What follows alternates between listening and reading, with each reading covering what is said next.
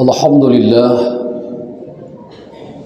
Alhamdulillahilladzi an'ama 'alaina bi ni'matil iman wal Islam. Asyhadu an la ilaha illallah wa asyhadu anna sayyidana Muhammadan 'abduhu wa rasuluh. Allahumma shalli wa sallim 'ala hadzal nabiyil karim sayyidil mursalin Muhammadin wa 'ala alihi wa ashabihi rasulillahi ajma'in. Amma ba'du fa ya ibadallah ittaqullaha haqqa tuqatih wa la tamutunna illa wa antum muslimun.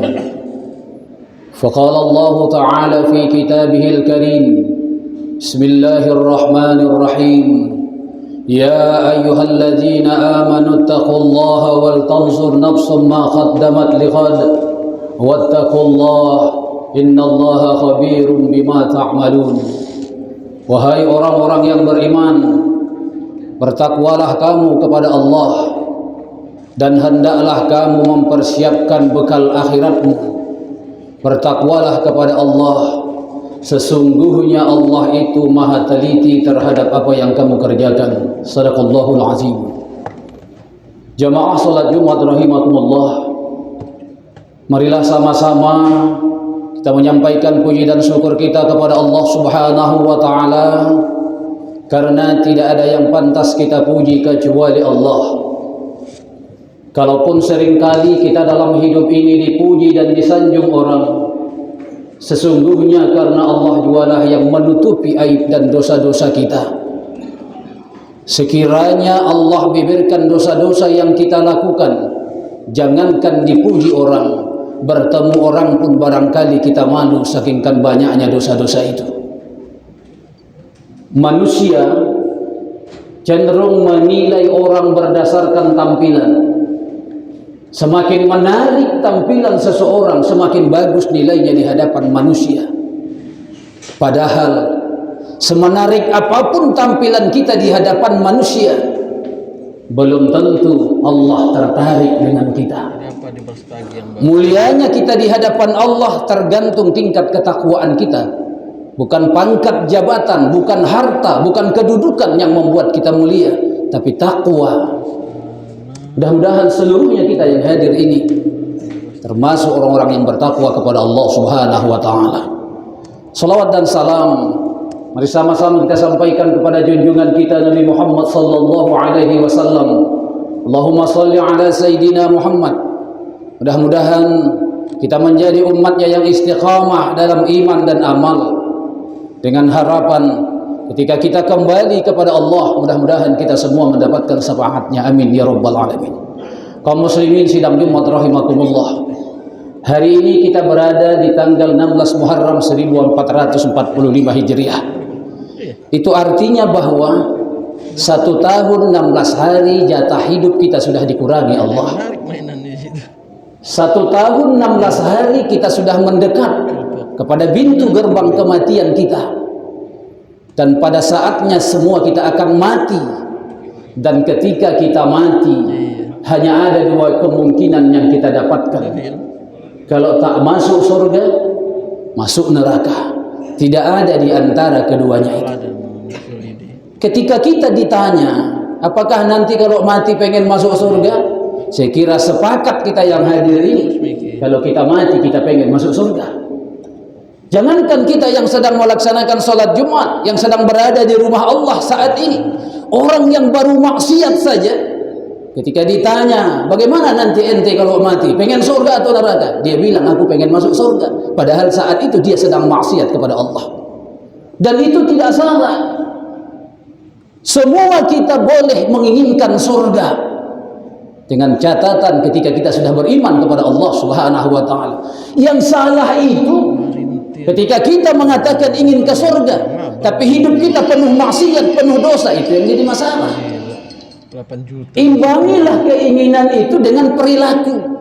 Kalau memang kita ingin ke surga, ikuti jalan yang sudah dituntun oleh Allah, ditentukan oleh Allah. Ini jalan ke surga, ikuti itu.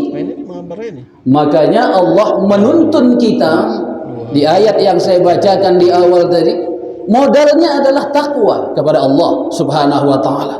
Maka khutbah yang singkat ini ada 3 pesan Rasulullah Sallallahu Alaihi Wasallam. Kan saya sampaikan kepada kita semua, ketika memang kita serius untuk masuk ke dalam surga. Pertama kata Nabi Muhammad Sallallahu Alaihi Wasallam, ittaqillaha haitsuma kunta. Bertakwalah kamu kepada Allah dimanapun kamu berada. Dimanapun berada, kita diajarkan oleh Rasulullah untuk selalu bertakwa kepada Allah. Takwa dalam artian sederhana, yang disuruh Allah kerjakan, yang dilarang Allah tinggalkan. Selamatlah itu. Selamatlah itu. Dan kondisi situasi itu harus kita lakukan dimanapun kita. Takwa tertinggi itu adalah ketika kita sanggup menghadirkan Allah dalam gerak-gerik hidup kita. Insya Allah kita selamat.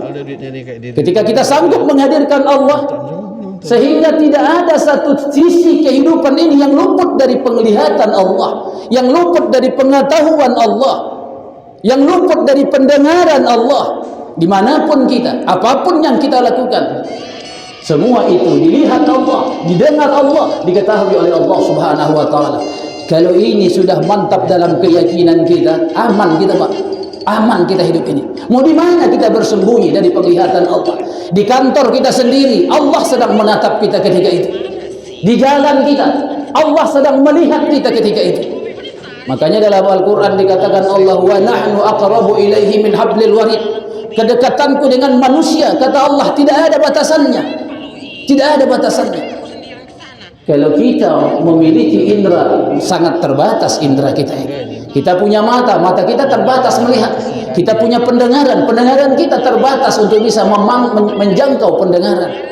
Tetapi Allah Subhanahu wa taala tak punya batasan. Oleh karena itulah Rasul mengingatkan kita semua, dimanapun kamu berada, hadirkan Allah supaya kau selamat dari melakukan sekecil apapun itu pelanggaran terhadap hukum-hukum Allah Subhanahu wa taala. Saya kira kalau kita semua, sebagai apapun kita, karyawankah kita, tentarakah kita, polisikah kita, TNI, PNS-kah kita, ketika kita menghadirkan Allah, saya kira kita tidak perlu merepotkan pimpinan kita untuk mengawasi kita. Pimpinan kita manusia, dia punya keterbatasan untuk mengawasi kita. Tetapi ketika Allah kita hadirkan untuk mengawasi kita, insya Allah kita akan selamat. Kemudian yang kedua kata Nabi, wattabi'as sayyi'atil hasanati tamhuha. Semua manusia punya masa lalu, dan masa lalu itu tak semuanya indah. Ada masa lalu kita yang kelam, ada masa lalu kita yang kelam, ada masa lalu kita penuh dengan dosa. Maka ketika Allah hidupkan kita di bulan Muharram ini, di 1445 ini, harus kita maknai dalam 2 hal. Seringkali kita mendengar kalau ada orang yang lebih tua mati dari kita usianya, sering kita bilang wajarlah kakek itu mati karena memang sudah tua. Tapi kan ada juga yang mati itu usianya di bawah kita. Seharusnya tanya dong diri kita, kenapa kau pulang belum mati? Kenapa saya belum mati? Kenapa saya masih hidup hari ini? Kalau yang tua mati, umurnya lebih banyak dari saya. Tapi yang umurnya lebih sedikit juga mati. Kenapa kita nggak mati? Seharusnya pertanyaan itu kita tanya kepada diri kita. Paling tidak ada 2 kemungkinan. Kenapa kita belum mati, sementara yang di bawah kita usianya sudah mati? Kemungkinan pertama, karena dosa kita masih banyak. Maka Allah kasih kesempatan kita untuk sampai di 1445 Hijriah ini dalam rangka apa? Untuk memperbaiki dosa-dosa di masa lalu. Sekarang seriusi beramal, seriusi beribadah. Jangan main-main lagi. Jangan main-main. Apalagi kematian itu tak memandang usia, tidak memandang sehat atau sakit. Sering saya sampaikan di pengajian-pengajian, orang sehat dengan orang sakit itu kesempatan matinya sama. Cuman kadang-kadang kita mengelola sehat ini pakai logika. Aku masih sehat ini, kayaknya masih lama aku hidup. Padahal mati nggak bisa dilogikakan. Orang sehat sama orang sakit kesempatan matinya sama. Saat ini ada saudara kita yang terbaring di rumah sakit, bahkan sudah di ruang ICU. Tidak jaminan bahwa dia duluan mati. dari kita yang hadir, yang saat ini sehat? Siapa yang menjamin kita yang hadir nih? Kita sampai nanti ke rumah bertemu dengan keluarga, ada yang bisa menjamin itu? Kalau tidak ada yang bisa menjamin itu, ketika kita hidup, ketika kita sehat hari ini, jangan tunda-tunda untuk berbuat kebaikan itu.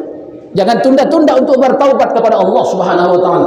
1 detik ke depan itu yang punya adalah Allah. Mana yang menjadi punya kita? Sekarang ini, jam berapa ini? Itulah yang menjadi milik kita. 1 detik ke depan itu belum tentu menjadi milik kita. Kita hidup hari ini karena dosa kita masih banyak. Kemungkinannya itu yang pertama. Kemungkinan yang kedua, amal kita masih sedikit.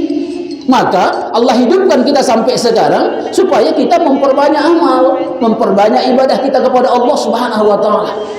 Tapi kalau bukan dalam 2 hal ini kesempatan yang Allah kasih kepada kita di tahun ini, mati juga kita. Kita enggak mau beramal, tidak mau bertaubat kepada Allah, mati juga.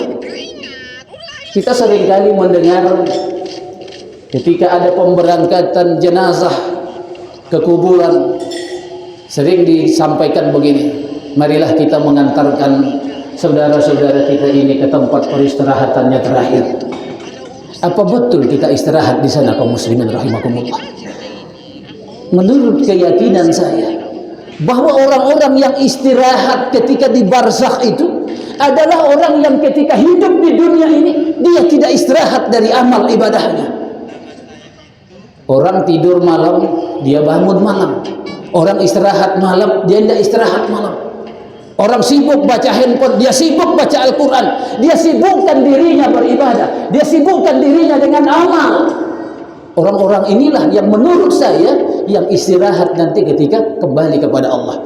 Tapi kalau ketika hidupnya istirahat saja dari ibadah, orang solat dia istirahat tak solat, orang baca Al-Quran dia istirahat tak baca Al-Quran, kemudian mati, apa istirahat juga kira-kira di sana?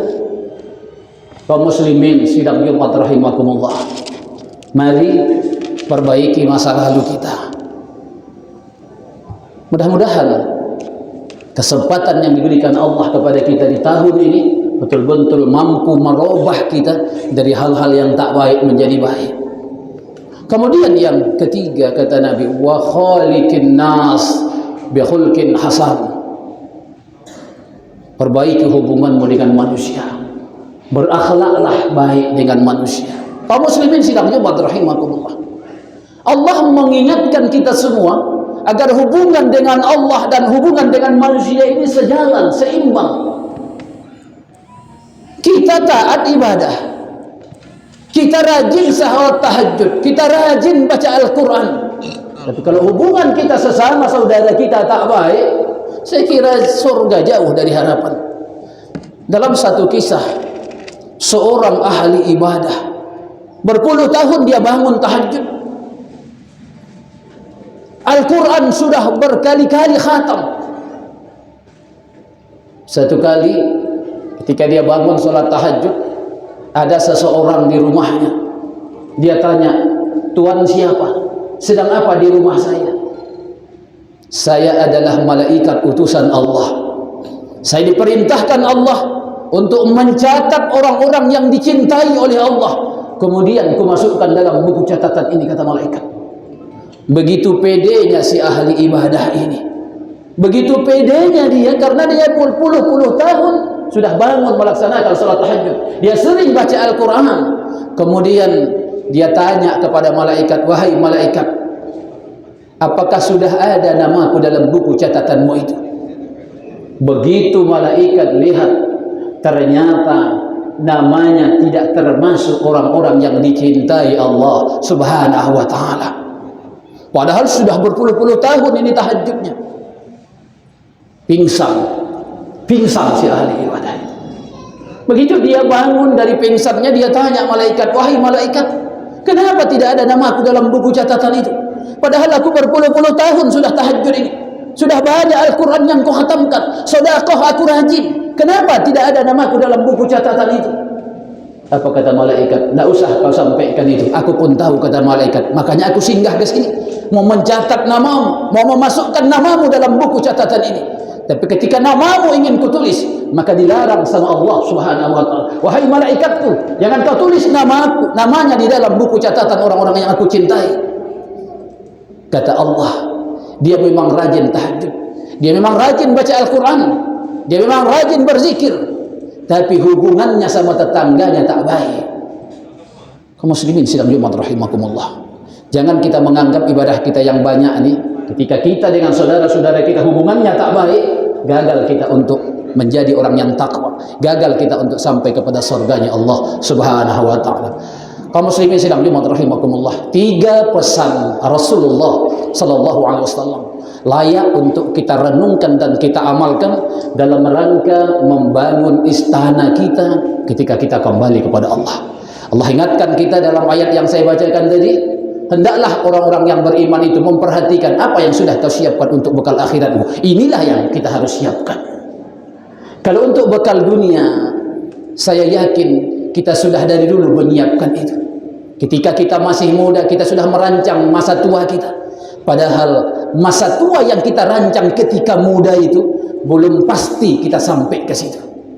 Tapi masa depan ketika kembali kepada Allah, itu disiapkan atau tak disiapkan, kita akan sampai ke situ dan kita akan kembali kepada Allah Subhanahu wa taala. Mudah-mudahan kita dituntun Allah untuk bisa mengelola sisa-sisa umur ini dalam rangka untuk bertakwa kepada Allah, dalam rangka untuk memperbaiki masa lalu kita, dalam rangka untuk membangun hubungan baik kita sesama manusia. Barakallahu li wa lakum fil Qur'anil azim wa nafa'ani wa iyyakum bima fihi minal ayati wa zikril hakim. Taqabbala minni wa minkum tilawatahu innahu huwal ghafurur rahim. Bismillah.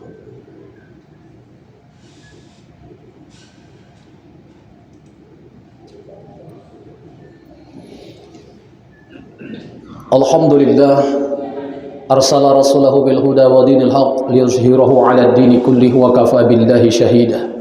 Asyhadu an la ilaha illallah wa asyhadu anna sayyidana Muhammadan 'abduhu wa rasuluh. Allahumma shalli wa sallim 'ala hadzal nabiyil karim sayyidil mursalin Muhammadin wa 'ala alihi wa ashabihi rasulillahi ajma'in. Amma ba'du. Fa ya ibadallah usikum wa iyaya bi taqwallah faqad fazal muttaqun. فقال الله تعالى في كتابه الكريم إن الله وملائكته يصلون على النبي يا أيها الذين آمنوا صلوا عليه وسلموا تسليما. ورضى الله عن الخلفاء الراشدين أبي بكر وعمر وعثمان وعلي وعن التابعين ومن تبعهم بإحسان إلى يوم الدين. اللهم اغفر لنا والمسلمين والمسلمات والمؤمنين والمؤمنات الأحياء منهم والأموات برحمتك يا أرحم الراحمين. اللهم أنزل الرحمة والمغفرة والصحة والسلامة علينا يا رب العالمين. ربنا آتنا في الدنيا حسنة في الآخرة حسنة وقنا عذاب النار والحمد لله رب العالمين. عباد الله إن الله يأمر بالعدل والإحسان وإيتاء ذي القربى وينهى عن الفحشاء والمنكر والبغي يعظكم لعلكم تذكرون ولذكر الله أكبر. أقيموا الصلاة.